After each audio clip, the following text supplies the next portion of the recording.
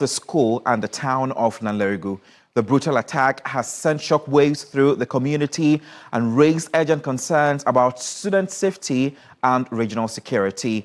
The headmaster of the school, Mr. Mohammed Tibila, confirmed the tragic development in an interview with 3 News on Sunday, stating that the shooting occurred on campus, and I quote, "Yes, the students were indeed killed," quote close.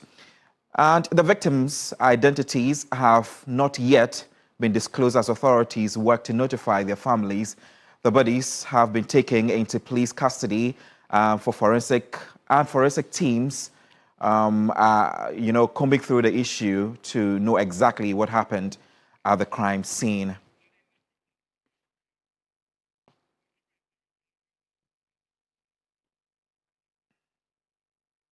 Richard Kumado is a fraud prevention expert and security consultant who is joining us for clarity on this incident. Thank you so much for your time. From a security perspective, how concerning is it that gunmen were able to access the school premises and open fire undetected? It's a known knowledge that gun violence is a threat to public peace and it poses danger to communities such as secondary schools. What is also worrying is the nature and the rate at which our schools have become a ground for gun violence. This particular one has come to me as a shock, particularly when we have raised public awareness and we create education across the country at many of the places we are hearing this gun violence from.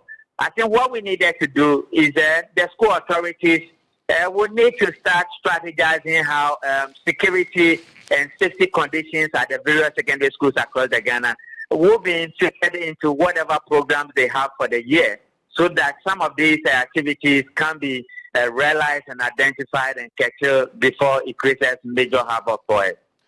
Does this incident suggest a broader security gap in educational institutions? Definitely, yes, because our secondary schools have become very serene. They don't usually record such violences. There could be school students' misbehavior and mistrust within the learning and teaching environment, but not to the extent that gunmen can walk in freely and take on any student at will. As it is now, among the many discussions they will hold with the Ministry of Education and the Ghana Education Service, they will need to inculcate security and public safety so that the police, who are the first respondents, can have some level of public awareness and safety guidelines for the schools and what they should do, what they shouldn't do. Other than that, it's getting out of hand, and this gun violence in our schools has become a major bother to particularly the Small Arms Commission, who are working so hard to ensure that our public safety spaces are becoming free of gun violence. What immediate steps should school authorities and local security agencies take to protect? Now, one, they will need, whether the schools write to them or not, the Ghana Police Service in particular would need to engage the headmasters of our public schools, particularly the JSS and the SS, and make sure that we are doing things right and making sure those environments are becoming the hostile places for people with gun violence. To the extent that the laxity at the gate within the dormitories has become things they have not noticed over the years, they will need to look at it again. And this also will lead us to a broader education on how our dormitories have been constructed and how our secondary schools have been constructed, and whether security and safety has been part of the major decisions that lead to the way they have been constructed. Having said that, it's a broader discussion that national security and the president himself and almost everybody must get involved in order to make the right decisions and the resources available to ensure and to secure our secondary schools. Thank you so much for your time. Richard Kumado is a fraud prevention expert and a security consultant. Really unfortunate incident in the northern part of the country, Nalerigu, where it is reported that 2 people have been shot, students actually. And this is a story that we are definitely going to keep an eye on and bring you the details subsequently.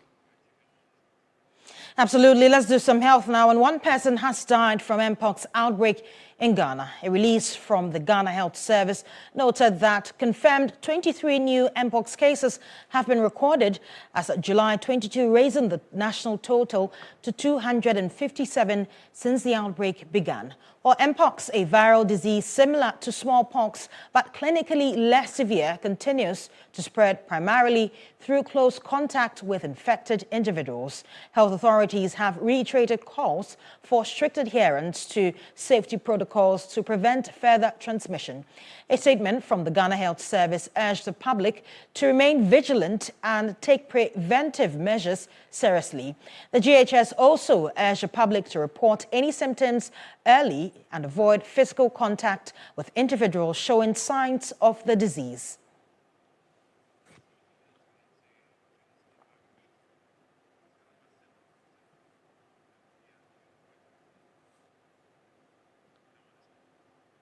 Let's do some more stories. And the National Anti-Illegal Mining Operations Secretariat has conducted a successful raid of the mining site in the Bole district. Well, the team arrested several individuals, including foreigners, suspected of engaging in illegal mining activities. The operation is part of the government's ongoing efforts to crack down on galamsey and protect the country's water bodies and forest reserves.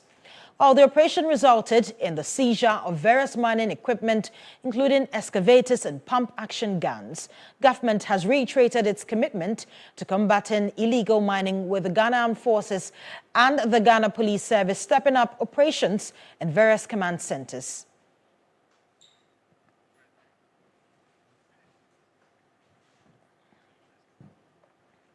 Well, we'll do some more stories. And chiefs and residents of Manso Tontokrom in the Amansay South District are calling on the government to urgently fulfill its promise of establishing a community mining scheme in the area.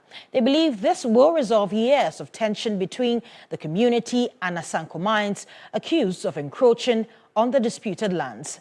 Despite a recent heavy security presence, locals insist they will not back down on demanding the state to intervene to fast-track the community mining initiative instead. Ibrahim Abubakar is joining us for more details on this particular subject. Ibrahim, this is not the first time the community is up in arms with the mining firm. What triggered this particular issue? Well, Judith, it's basically about the deployment of military to man the disputed. Well, Judith, it's basically about the deployment of military to land. Recall in March, the shooting and killing of 3 people, which triggered these disturbances because the standoff between the mining company and also the community led to the death of, I would say, these 3 because they clashed. Then we had 1 community member dying, 2 other security men from the mining firm. So from that on, the mining company decided they will hold on with all activities on that land and make sure that government is able to intervene. But the community is insisting that that part of land is not part of the concession of the mining firm. It is now that they want to add it to their concession. And over the years, that is where the community has also been mining. And they have been calling on government to initiate this community mining scheme there so that it will create a lot of jobs for the youth there. Government has given them the assurance, but it is yet to materialize, only for them to see some military deployment there, telling them to leave because the mining firm is going to activate some operations. They are saying that, especially the chiefs, they said they've not given the land to them. They have asked the mining company to come out with documentation to show that they own the place. They've not been able to do so. And for that matter, they are not releasing that. We do know that government says it will even scrap the community mining and rather reintroduce what it calls corporate mining scheme so that the community and the chiefs will be beneficiary of the resources they have in their area. And for that matter, they want government to fast track that because they are saying that they will not leave that land for the mining firm to do any operations. Let's listen to what the chiefs and the community members have been saying. Kroya na nan mabaji chiri kroya kwa kodro no. Asanko for person omu chinchim yansa no omu side brain free yansa mo. Anu mom de president and trophy mobile na ye de ato yewura president anim. Ebi nto yewura otufo nanim. Na omu nyina afia no ntum nka bi mayen. Se kro no ba bi edro no. Ya kase ye jama asanko a anya no kra. Aha ya se nka ye pani ye di a. Ye kwasra community man. Anya ye kra ya nya na last game man small game man maye. Na se koba se asanko so omo ba ba gi no matena kotia ha ya ye mfikira ha. No ma ba ba blaster tutu agu a. Ade ba nhihye no omo ne aye. Ahe no omo de ekọ. Prayer da ho ehe no omo kwachichiri ba bi ma ye ne da akotena. Na ye busa asanko se nti free se omo ba ha ba pum dey. Ekwan ye free anwan kwata aba se ba pum ye to ha no. Emu sei na asanko fo atimi aya ma ye. Enti ade ye no omo ntwe manso bia. Manso no omo de ba omo ne aba ntwe. Aban no so ba no hye bom ye te ase se. Oba babo ye ho ban. Se de na bandada no wo so ano omo ye ye. Ba ndey na oba ban ne ba ye no. Na se san nyema we se be start ya. Enya de se yakuma ye dey. Adwoso. Ye ka no ye nka nwie. Ye wi a ye be petition san panifo a ye bo omu din nyina. Ye petition president so. And Ibrahim, we had the chief and some of the residents speaking in their local dialect. If you can translate for us, for the sake of our viewers who do not understand. What the chief was saying was that they are not going to sit on concern for Asanko to take over the entire Tontokrom community because the company has not even sat with them to tell them any resettlement plan as to whether they are moving them to another place or not. And secondly, they are complaining that Asanko has not done much to bring development in even their operational area. So they do not see the need for them to also take over Tontokrom. And they are just urging on government to make sure they reintroduce that community mining for the residents there to be able to get some form of job there. And also the youth was saying they will soon be presenting a formal petition to all those who matter from the Asante to the presidency on this development because the military has been deployed there and they are kind of intimidating them. Right, and Ibrahim, what has been the response from management of the Asanko mines? Well, management is yet to officially respond, but they still insist that they have rights to the land, they have their documentation, and for that matter, they have engaged the Ministry of Lands and Natural Resources, and they are also waiting on them to do the necessary documentation. Meanwhile, they said they will continue with their engagement with the community so that there will be peace, because the bottom line is that if there is no peace in the community, it means the mining firm will also not have the peace of mind to be able to continue with its activity. And for now, they are all trying to prevent any form of disturbances that will even lead to loss of lives or properties. Well, Ibrahim, a pleasure coming to you and having you always. Of course, he is from Ashanti region, bringing us all the details as regards to the impasse between chiefs and residents of Tontokrom, Mansu Tontokrom, as well as the mines that we call Asanko.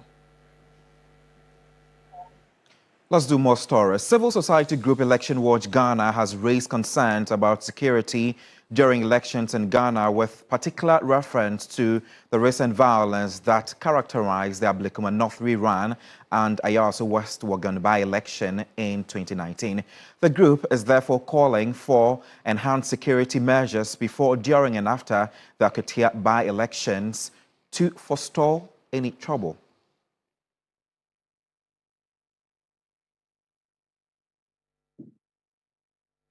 Makewusi Ako is convener of Election Watch Ghana, and he's joining us via Zoom for a brief conversation on this. Thank you so much for your time. What specific security gaps were identified during the Ablikuma North rerun and the Ayawaso West Wagon by-election that you believe must urgently be addressed ahead of the Akatia by-election? Let me say a very good afternoon to you and to our cherished viewers. We all know that recent elections, as far as by-elections are concerned, have been marred with a lot of violences that have created some level of instability during this process. And we have conducted a very little survey And what we have come out is very clear and simple that the police must take some proactive and preemption measures just so that we can curtail any such incidents that would erupt from the Akwatia by-elections. We know what happened in the Ablekuma North. We also know what happened in Ayawaso West Wuogon, where individuals were intimidated by security operatives. And in the case of Ablekuma North, we've also what the political parties, vigilante or individuals did. And we are saying that there are some key demands we are making, that the Ghana Police Service should conduct a thorough search, especially on all individuals who are entering the polling stations, to ensure that they do not carry weapons or any harmful prohibited item. Number two, we are looking also out for restriction of public figures who do not have accreditation to observe or as party agents to enter any polling stations to disturb or interfere in the process. And the third one has to do with we're employing the Ghana Police Service and the Electoral Commission to put in place measures that will curtail malpractices, especially individuals who dole out monies to electorates, because these are some of the things that creates the misunderstanding. And we have also made some concerns about the misappropriation of military high-grenade ammunitions, that we think that looking at the current insecurity that is triggering around the country, where gunmen are shooting innocent souls, the possibility that these individuals would have access to these weapons are very high. And so the police should put in place some recommendations and some measures to ensure that we curtail some of these challenges that may arise during the Akwatia by-election. Police last week said they've made 2 arrests and investigations still continue. Are you satisfied with that? Well, it is one thing going through the process of investigation to get people to book, especially those who perpetrate such acts. But as a country, we've not done so well about arresting and putting people to book on issues of violence, especially during elections and by-elections. In 2020, we saw the same thing happening in the Techiman South, where innocent souls were shot and killed. Unfortunately, we've not seen any investigative report that has come out to indict any of these security personnel. We also saw what happened in the Ayawaso West Wuogon, where security operatives were seen on television slapping sitting members of parliament. And to date, we've not had any meaningful investigative reports coming out. And some of these things undermines the rule of law. It also erodes public trust. And one thing that we should be careful about is that it also creates some disregard for human rights. Everyone has a right to live. And so in case of these violence activities, it really disregards the right for humans, where people go about beating innocent souls and shooting them to death. So we think that we have not done so well with investigating issues of violence at election grounds. And so it is eroding the public trust. If we do well to do a proper investigation and come out with some punishments that would deter others, I think we'll be good to go. Right. Thank you so much for the details. Mark Ewusi Ako is convener of Election Watch Ghana. In other news this afternoon, Minister for Youth Development and Empowerment, George Apariado, has called on Ghanaians to join the fight against opioid and substance abuse through the Red Mean Stop initiative. The minister says the month of August has been dedicated to fight the abuse as part of the 2025 National Youth Festival. Ghana continues to battle a new wave of drug abuse, one more dangerous and deeply rooted than ever before. The crisis surrounding the opioid, known as Red 225, is spreading rapidly, devastating lives and community across the country. Red 225 is a high-dose tramadol painkiller intended for the treatment of moderate to severe pain and meant to be prescribed only by a licensed medical doctor. However, it is being smuggled into the country. The youth take these drugs for a number of reasons, including working for long hours, increasing duration for sexual activity, and to feel less tired during menial work. Bleed sometimes and it comes so hard. I deserve to take some pills and feel relieved. I take pills most times. I would take injection too. I'm addicted so far because I'm addicted, like, since I want to live it, but still, I used to. Narcotics Control Commission Ghana and other security agencies have intensified campaigns to deal with the menace as part of the 2025 National Youth Festival. A key activity will be dedicated to addressing drug abuse among the youth. August 16th, to further intensify our campaign against the urgent and growing menace of substance abuse, we will take to the streets for the Red Means Stop Health Walk, a powerful and united statement that will refuse to stay silent in the face of substance abuse. This is not just about raising awareness, it is a bold national stand against every force that diminishes the potential of our youth. The acting CEO of the National Youth Authority, Osman Abdullahi Ayariga, emphasized the importance of the campaign. In some regions, 7 out of 10 youth are taking those substances. You go to secondary schools and it's 8 out of 10 have tried it before. You go to the universities and it's 7 again out of 10. So we don't have it in its totality. We just have figures in terms of those that have tried it before. Some have tried and stopped, some have tried and are addicts. So the figures are scary. Osman Abdullahi Ayariga also encouraged young people to take an active role in the country's development, emphasizing that the National Youth Month is a call to action for the youth to step up and contribute to Ghana's growth and progress.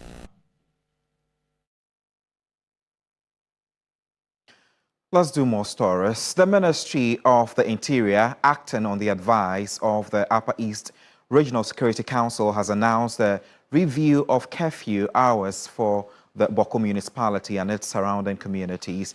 The new curfew, which takes effect from Sunday, July 27, 2025, will run daily from 2 p.m. to 6 a.m. until further notice. The adjustment comes amid persistent security tensions in the area and forms part of broader efforts to restore peace and protect lives and property. The government is urging chiefs, elders, opinion leaders, and residents to exercise restraint and to resolve disputes through non-violent and lawful means. In addition, a total ban remains in force on the possession or use of arms,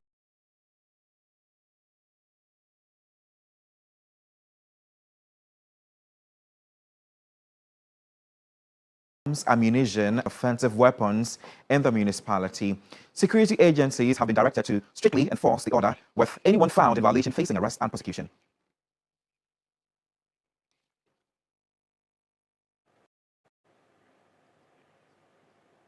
Now, the Musician Union of Ghana, Musica, says they will do their part to help preserve the legacy of high life icon Daddy Lumba, who died on Saturday, July 27. The president of the Musicians Union of Ghana, Musica, Bessa Simmons, told TV3 the country and the world had lost a great icon whose music brought hope and entertained many.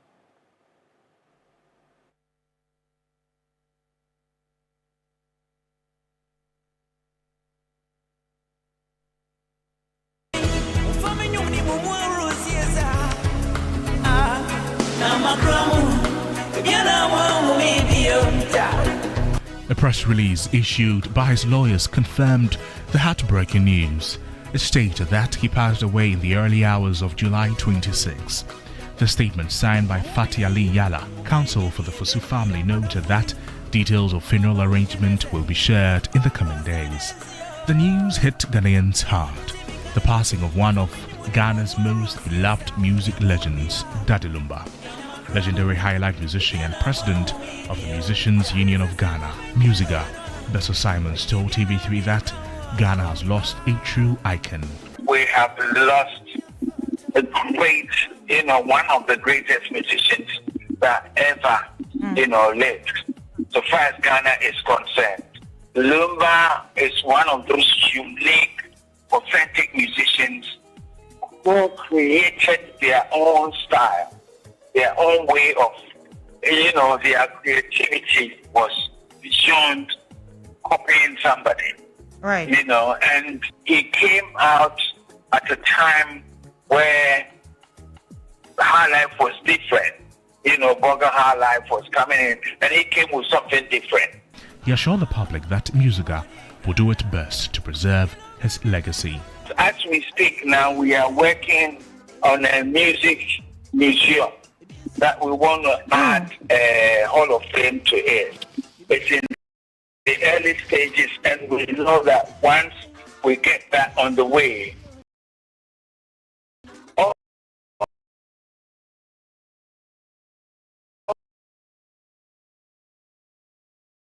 all the legends will be there. Former music Zobo described the passing as unbearable. A song that people have lived with it. He has lifted people's spirits, and he has done this in a special way. I mean, there are hundreds of Lumba songs. Irrespective of whatever you are going through, there's a Lumba song that is for that particular situation. For Obo, that Lumba songs will live on for generations.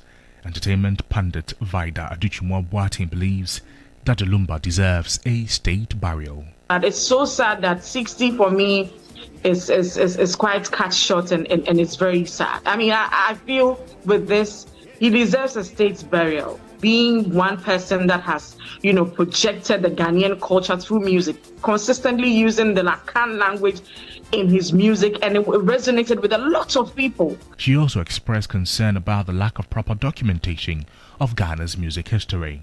Now that he's no more, are the songs enough to, keep his memory alive with us? Because I've always asked that, do we have any documentation of his trajectory in the music industry?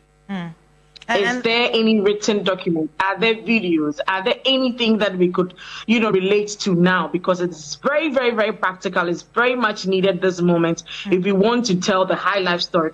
Presidential advisor on diaspora affairs, Curfew spoke about his memories of the late Daddy Lumba. Someone who was very pivotal in everything I have become in life. The person who actually literally took me to Radio Gold for my first interview and opening the doors for me in the area of the music industry. I've known for many years. There are many people who see myself as an icon that they've lost. For me, he's a father and a big brother figure that I have lost.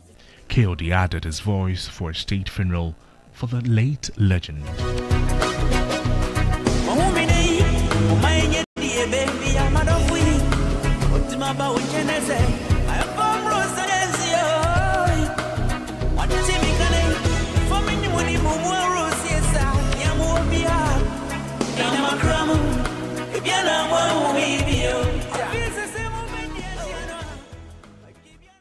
Still on Daddy Lumba, he was known for his timeless melodies, his flair, and the unmistakable voice that defined high life music. But legendary Daddy Lumba wasn't just a musician. He was a political voice, a cultural ambassador, and a unifier in Ghana's often divided public life. Here is a report by Aisha Yakubu Khalid.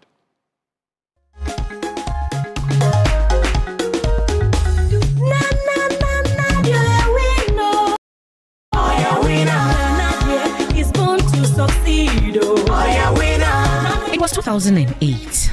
As Ghana's political campaign season heated up, Daddy Lumba released a track that will become the unofficial anthem for the new patriotic party, Nana Yewina. By 2012, it had become a party song. It wasn't just a song, it was strategy. And I remember his song in the year 2000, which helped us to win the election. But his songs are many, and so many I can't even mention them, except that Abin Waha is my number one. My fondest memory of him was seeing him singing Abin Waha. Abin Waha, oh, Daddy Lumba, may he rest in peace. He would go on to record multiple campaign songs, including 4 More for Nana in 2020, songs that flooded airwaves and dance floors, turning politics into pop culture. But Daddy Lumba's influence transcended partisanship. At a 2011 tribute concert, he did what few people could do: get 2 rival statesmen, Jerry John Rawlings and John Kufuor, dancing side by side.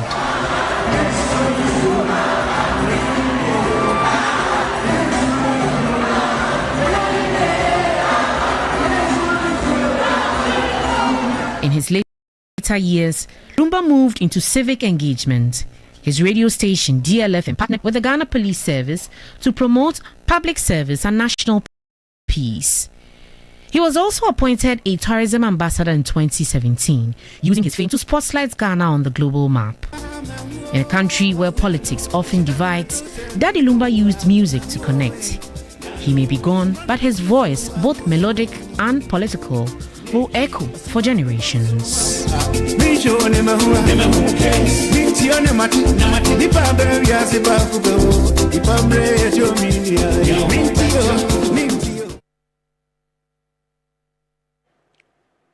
And may his soul rest in perfect peace. Let's do some more stories. And a former Deputy Director of Communications Office of the President, Jefferson Kwame-Nasaki, has also been speaking about Lumba's contribution to the MPP, politics, and the world of music.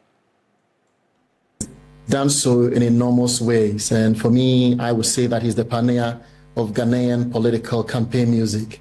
Because I clearly remember in 2008, in the heat of the campaign, when we needed someone to turn things around, because I was basically working as a strategist in the office of Nana Addo Dankwa Akufo-Addo, I was actually contacted to basically produce and direct that music, Nana Yewina. And my first encounter with Daddy Lumba was one of a man that I realized his humility level was extremely so high. Everything that you tell him to do, he would do it, knowing very well that strategically it is something that is going to help a certain cause. Well, I think it was one unique song. On set, his humility level was very visible. There were scenes that we had to shoot and reshoot, you know, in the end of the video where he had to turn and point behind his T-shirt of what is rating and all that. It was an idea that basically came from him.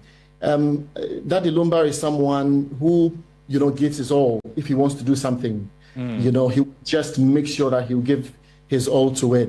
And subsequently, after that, there were a couple of music that we also produced, but I think that what really stood out for me was the 2008 campaign song, Nana Yewina. And I think that song, irrespective of where you play it, you know, even today, even when we elected a new presidential candidate, everywhere you go at funerals, at parties, and when they see an MPP political figure, the only song that naturally comes to mind where people are able to dance to is that Daddy Lumba song, Nana Yewina. And of course, President Mahama has eulogized the late high-life musician Charles Kojo-Fosu, affectionately known as Daddy Lumba. Well, in a post, he said, "I've learned with deep sorrow the passing of Ghanaian musician legend Charles Kojo-Fosu, affectionately known as Daddy Lumba. Lumba's unmatched musical genius provided the soundtrack to our lives, carrying us through various phases of life. The beats of his memorable songs may have died down, but his enduring legacy will echo through the ages. On behalf of the government of Ghana, I extend heartfelt condolences to his family and loved ones for this irreplaceable loss. Rest in peace, Daddy Lumba." And that's according to President John Dramani Mahama. We head back to Boko, where there are some security issues from that side, and the presidency communications has been speaking with regard to that. And in a statement released on Sunday, July 27, 2025, it says the government of Ghana is stepping up its approach from peacekeeping to peace enforcement in Boko and other affected areas due to the recent escalation of violence, which could derail the peace-building process. The Ghana Armed Forces have been deployed to maintain law and order as we intensify curfews to ensure public safety. We assure the public that the Ghana Armed Forces will take all necessary measures to protect lives and property. Government commends His Majesty Otumfuo Seitu II for mediating the conflict and appreciate all stakeholders who are supporting the peace process. The Otumfo mediation, with the genuine help from Nairi and Zugrana, had almost brought finality to the conflict until the very recent killings, which have necessitated drastic actions to protect all in the interest of the greater good. Government urges all parties to refrain from violence and support the peace process. Residents are advised to fully cooperate with the Ghana Armed Forces to ensure peace, while regretting the inconvenience this peace enforcement intervention may cause to peace-loving people within the affected areas. The government of Ghana remains committed to restoring peace and stability in Boko and other affected areas, and is taking every necessary measure to ensure the safety and security of all residents, including students. And this was signed by Felix Kwachiofosu, Member of Parliament and spokesperson of the President.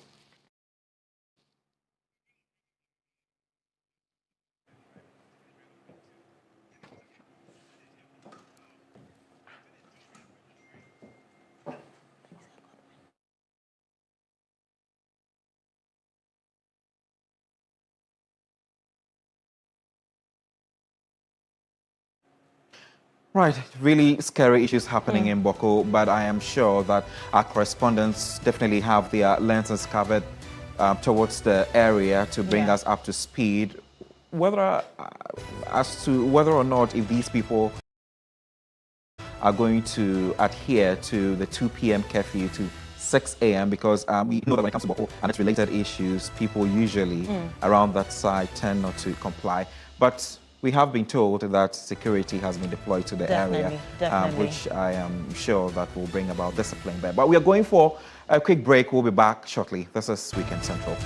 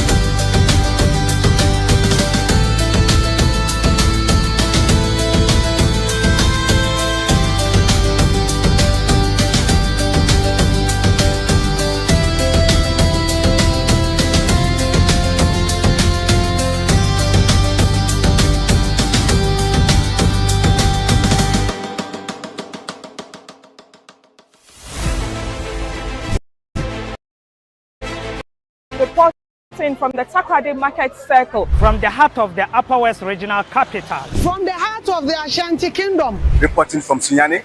From the Central Business District of Navrongo. The parliamentarians are on recess. This is where it all unfolds. The moments that potentially alters the course of our nation and the world. These are the individuals we recognize, the voices we amplify, who appears on screen and who contributes behind the scenes. With professionalism at our core, we bring you news you can trust, impact journalism that makes a difference. This illustrates how diverse perspectives enhance our strength and reinforces our mission. This is 3 News, leaders in breaking news, exclusive interviews, facts and analysis on TV, radio, online and digital. 3 News, first in news.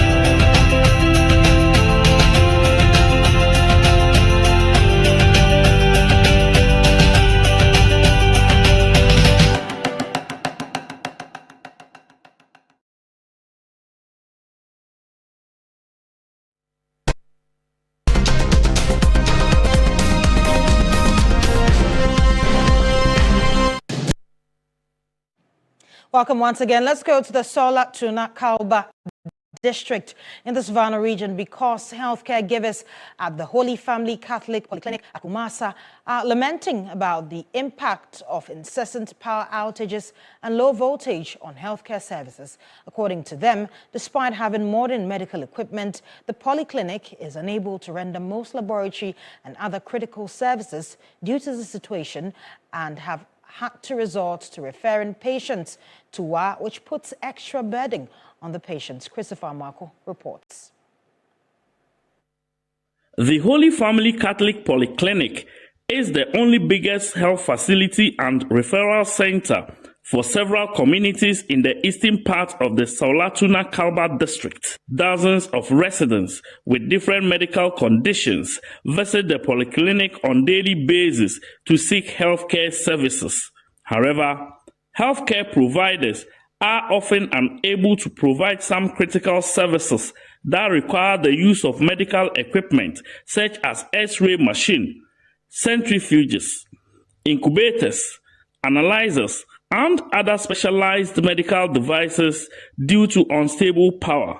This situation, according to healthcare providers, is affecting quality healthcare services. Because if there is no stable power supply, the lights going on and off like that, the equipment goes on and off too, and that's what damages the equipment, and it would affect our work because we are here to render services, run laboratory tests to enhance patients' care and treatment. And so it goes a long way to also affect the clients we attend to. And also it brings extra cost to the facility because then more money has to be put into maintaining the equipment and making sure they run smoothly. They are not able to manage cases that would have been managed at the facility. And so with that, we are forced to refer them to WA or SOLA. That also brings a lot of cost, and it brings down our speed or our way of helping for the clients to be recovered. Residents want the Solatuna Kalba District Assembly and the Member of Parliament to intervene.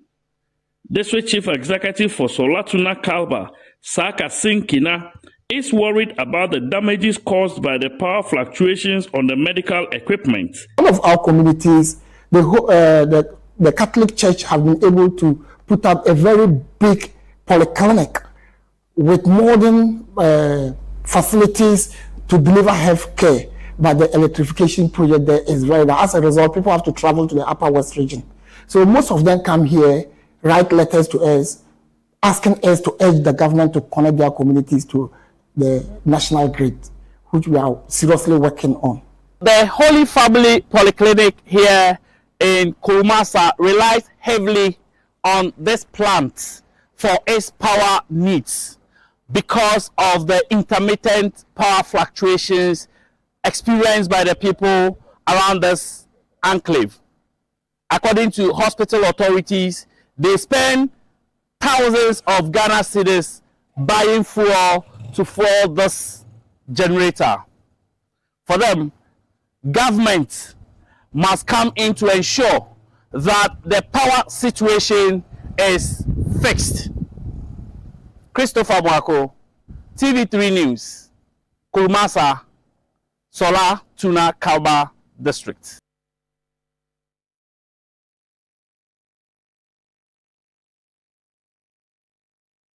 The lack of boarding facilities at Nyam Community Senior High School in the Ejumako and Yenesiem district of the Central Region is severely impacting student enrollment. According to the school authorities, the student population has dwindled from over 1,100 to just 500 as parents continue to withdraw their children. Rama Smith visited the school and has come through with a full report. Nyam, a farming community with over 6,000 residents, is home to Nyam Community Senior High School. Commissioned in 2016 as part of then-President John Dramani Mahama's E-Blocks initiative, the school initially boasted of over 1,100 students. With support from the World Bank, the Ministries of Education and Communication, the school has modern facilities including a science and ICT laboratories. However, the absence of boarding facilities make it unattractive, leading to a sharp decline in enrollment. Many parents are withdrawing their children, resulting in a significant drop to just 500 students. Not that they don't bring students, they bring them back because we don't have boarding facilities. They come and then they just have to go and then change. So it is very important that we get a boarding facility so that we can get more students coming here. Headmaster of the school, Ebenezer Otu, notes that the school has ample land to accommodate a boarding facility. Currently, the school, we have about 4 acres land that is there.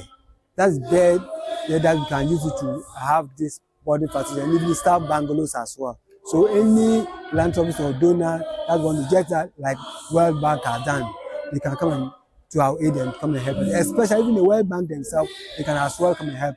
Get fund, we are appealing to you, come and then help in Yemen Senior High School. Letitia Amuzu and Isaac Ehun are final year students. They lament the journey has not been easy and call for a boarding system to better support the students. And sometimes I usually don't get a chance to come to school because usually when it rains, the road becomes very muddy. And if, imagine there was a boarding facility, I could have just walked few distance to the school. That is the case, I have to walk from the town to the school. So with a situation like this, I'm not able to come to school. Most of the boys don't come to school. It's because they do not have boys hostel and there is no boarding facilities. Because of that, most of them don't come to school. PTA Chairman Mohammed Abdul Donko and Assembly Member for the area, Gabriel Amwanu, reveal this challenge has led to an increase in teenage pregnancies, a significant challenge for the school. Because of the boarding facilities that we don't have here, most of our people do come from other towns, and then they come and rent apartments for them. So most of them, when they come and then they find out that there's no boarding facility, they have to go back there and then rent or change the school. With the issue of teenage pregnancy, we know that these kids are vulnerable, and so when we have the boarding status, it will limit them. But when we expose them to the community like that, for instance, like a girl child of 13, 14, leaving the parent from another community to this place to stay on her own, I mean, it's very vulnerable. So we are pleading. But there seems to be hope in sight, as the District Chief Executive for Jumako Enyan Isim, Andus Kojo Dodu, indicates. What I and my MP, the Finance Minister, what we are doing is we are trying to get them boarding facilities so that if a student get admission from far away, he can get somewhere to lay his head and to be able to concentrate on the studies. So we are working very hard towards getting boarding facilities for the school. We also make sure that we fence the land for the school so that people will not build and encroach the land of the school. Irama Smith, TV3 News, Nyam.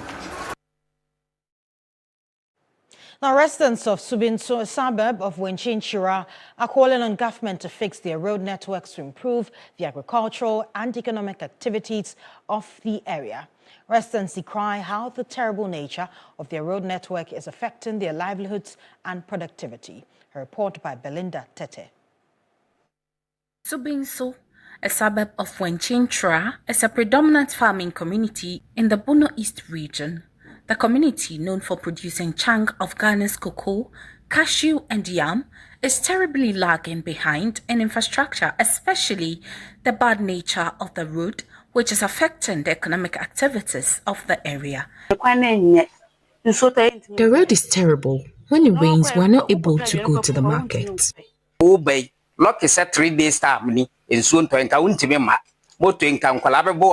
Whenever it rains, the motorcades get stuck in the road because cars do not come here. So whenever it rains, we are forced to stay indoors.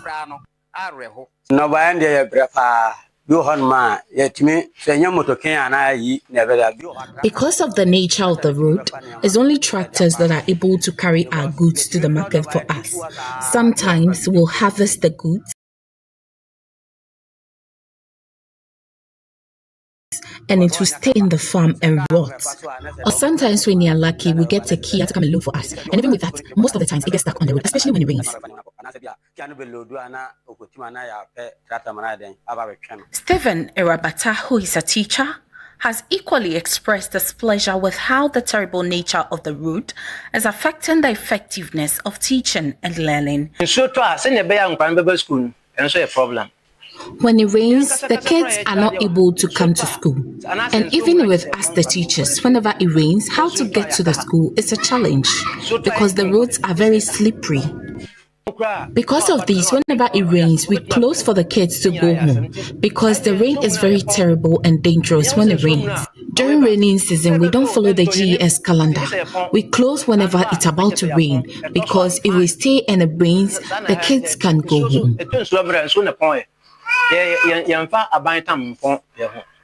Belinda Akpong, a mother of two, recounts how the bad nature of the road had forced her to give birth prematurely. During my pregnancy, I went to the market and immediately after returning from the market, I was forced into labor when it wasn't time for me to give birth. And it was because the road was terrible. I suffered so much. The assemblyman for the area urged government to hasten the construction of the road to boost economic activities in the area. We want to plead with government. We know they will do it, but we will plead with them to hasten it for us. because we are about to harvest yam, and the level of accidents we record on this road due to the nature of the road is really alarming. So we'll plead with government. We are farmers. They should fix the road for us. With President Mahama's directive to hold metropolitan, municipal and district chief executives accountable for sanitation improvements, many assemblies are making cleanliness a top priority this year. The Kwadaso Municipal Assembly is no exception, declaring a full-scale war on filth to curb sanitation-related diseases and create a healthier environment. Sanitation remains a major challenge in part of the Kwadaso municipality, with illegal dumping and poor waste management plaguing some communities. But the municipal chief executive, Eric Esibe, is determined to change the narrative.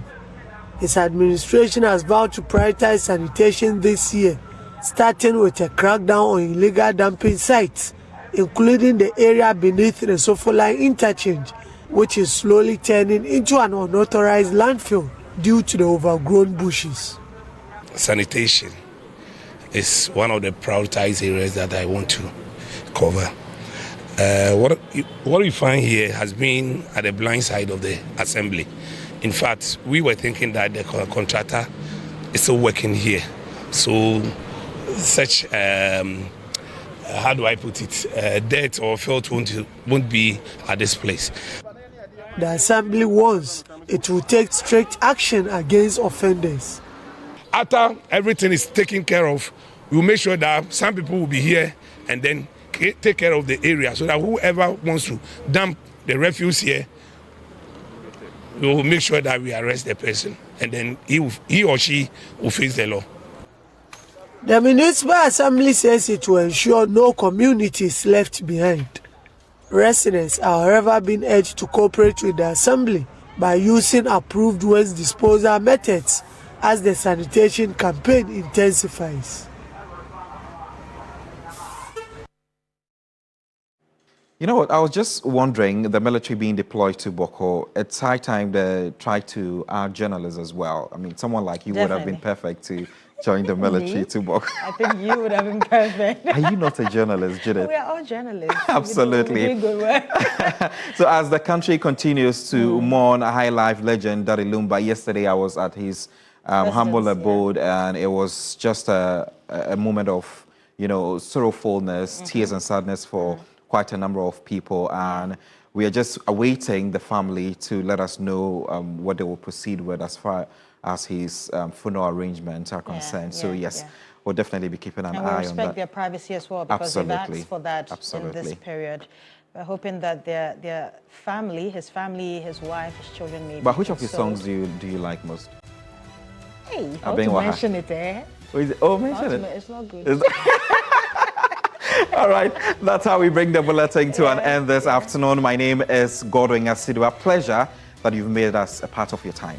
And I am Judith Brown. Stay tuned to TV3. Of course, we have hot issues at 2 p.m. today with Kemeni Amano. All right, we'll see you. Sure. Bye.